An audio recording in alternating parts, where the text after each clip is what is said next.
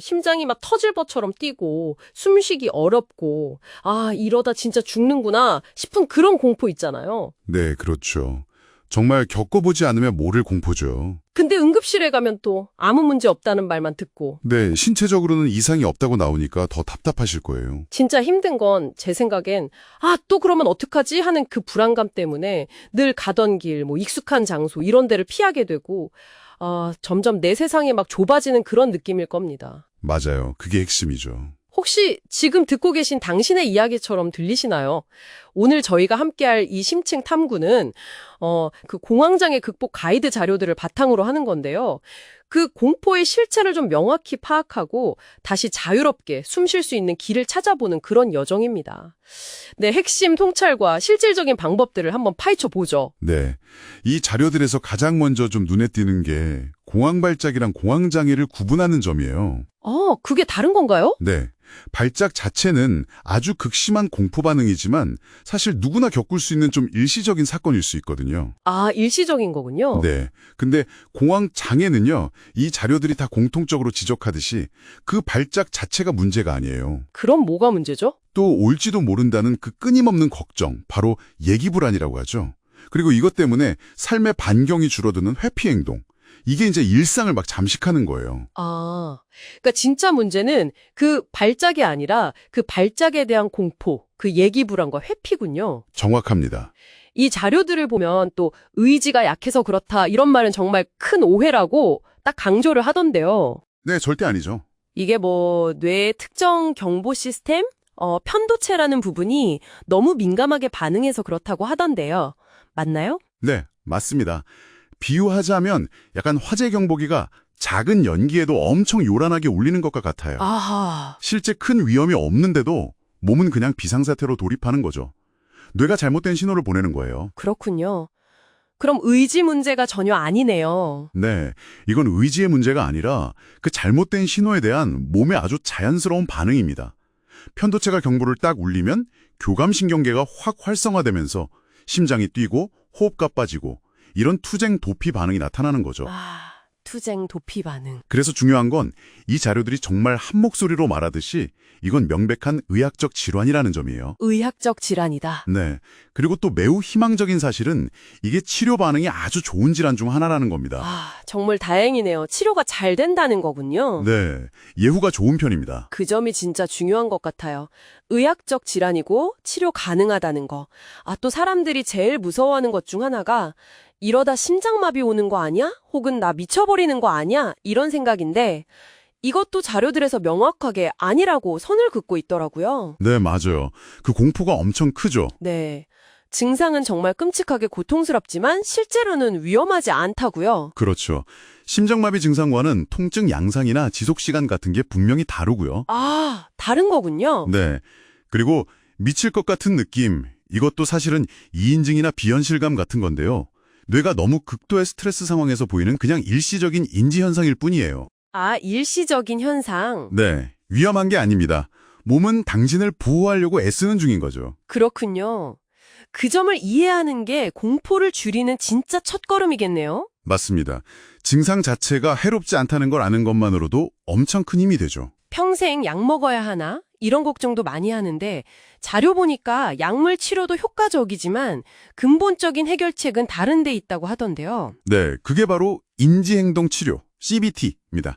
이걸 가장 중요하게 꼽고 있어요. 인지행동치료, CBT. 네, 약 없이 회복하는 사례도 아주 많고요. 핵심은 그 잘못된 생각의 고리를 끊어내고 불안을 건강하게 다루는 법을 배우는 데 있는 거죠. 인지행동 치료가 핵심이군요. 그럼 이 자료들이 제시하는 구체적인 해결책들, 그러니까 공황에서 벗어나기 위한 핵심 원칙이나 실천 방법은 뭘까요? 크게 한 3가지 원칙으로 요약할 수 있을 것 같아요. 네네. 첫째는 수용입니다. 불안하고 막 싸우려고 하지 말고요. 지금 불안이 왔구나 하고 그냥 알아차리고 흘려보내는 연습을 하는 거죠. 싸우지 않고 수용한다. 네. 두 번째는 조절이에요. 심호흡 같은 기술로 그 과열된 경보 시스템을 좀 진정시키는 법을 배우는 겁니다. 부교감 신경계를 활성화시키는 거죠. 조절, 호흡 같은 거. 네, 맞아요. 그리고 마지막으로 이게 어쩌면 가장 중요할 수 있는데 노출입니다. 노출이요? 네. 내가 피하던 상황이나 장소 있잖아요. 거기를 안전하다는 확신 속에서 아주 점진적으로 마주하는 거예요. 그래서 괜찮네 하는 경험을 뇌에 다시 새겨주는 거죠. 재학습시키는 겁니다. 아, 수용, 조절, 노출 기억해야겠네요. 그럼 당장 좀 실천해 볼 만한 것들은 어떤 게 있을까요? 자료들에 보니까 추천하는 방법이랑 절대 피해야 할 행동 이런 게 딱 명시되어 있던데요. 네, 있죠. 발작이 올 때는 예를 들면 복식 호흡, 특히 4-7-8 호흡 이런 방법이 도움이 되고요. 478 호흡? 네, 아니면 오감을 이용해서 현재에 딱 집중하는 그라운딩 기법이라는 것도 있어요. 주변에 보이는 사물 5개 보기, 들리는 소리 4가지 듣기 이런 식으로요. 아, 그라운딩. 네네. 네, 평소에는 규칙적인 유산소 운동이 예방 효과가 아주 크다고 나와 있고요. 운동이요? 네, 그리고 불안을 좀 증폭시킬 수 있는 카페인이나 알코올 섭취는 조절하는 게 좋다고 하고요. 아, 커피나 술. 그쵸. 네, 충분한 수면이랑 스트레스 관리도 당연히 기본이고요. 그럼 반대로 절대 하면 안 되는 건 뭔가요? 가장 피해야 할 것은 역시 회피 행동입니다.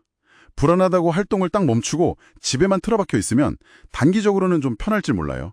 근데 장기적으로는 그 공황의 감옥을 더 단단하게 만드는 꼴이 됩니다. 아, 피하는 게 제일 안 좋군요. 네.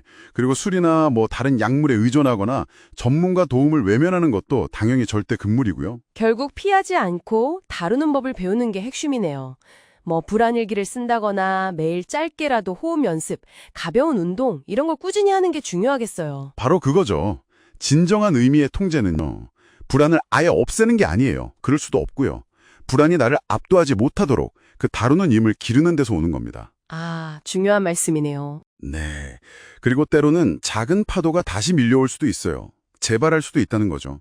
근데 그건 실패가 아니에요. 절대. 오히려 내가 배운 것을 다시 연습하고 더 단단해질 수 있는 기회일 뿐입니다. 와, 실패가 아니라 연습할 기회다. 정말 중요한 관점이네요. 불안을 없애는 게 목표가 아니라 불안 속에서도 내 삶을 살아가는 힘을 기르는 것. 자, 그럼 오늘 당장 시작할 수 있는 아주 작은 한 걸음, 딱 3번만 저와 함께 숨을 쉬어볼까요? 괜찮으시죠? 네, 좋습니다. 자, 코로 4초간 숨을 깊게 들이마시고 입으로 6초간 천천히 내뱉습니다.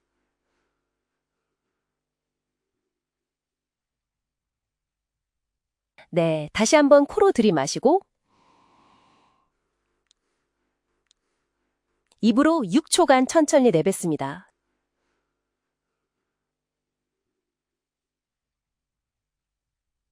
네, 다시 한번 코로 들이마시고 입으로 6초간 천천히 내뱉습니다.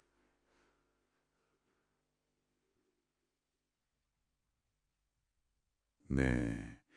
이 간단한 숨쉬기 하나가 나는 지금 안전하다는 신호를 뇌에 보내는 아주 강력한 시작이 될 수 있습니다. 당신은 혼자가 아니에요. 그리고 이겨낼 힘은 이미 당신 안에 있다는 것을 꼭 기억하세요. 오늘 저희가 나눈 이 이야기들이 당신의 자유로운 삶을 향한 여정에 작은 등불이 되기를 바랍니다. 그럼 마지막으로 이런 질문을 한번 던져봅니다. 만약 당신의 뇌 속 경보기가 울릴 때 그것을 위험 신호가 아니라 이제 잠시 쉬어갈 시간이야 라는 알림으로 받아들일 수 있다면 당신의 삶은 어떻게 달라질까요?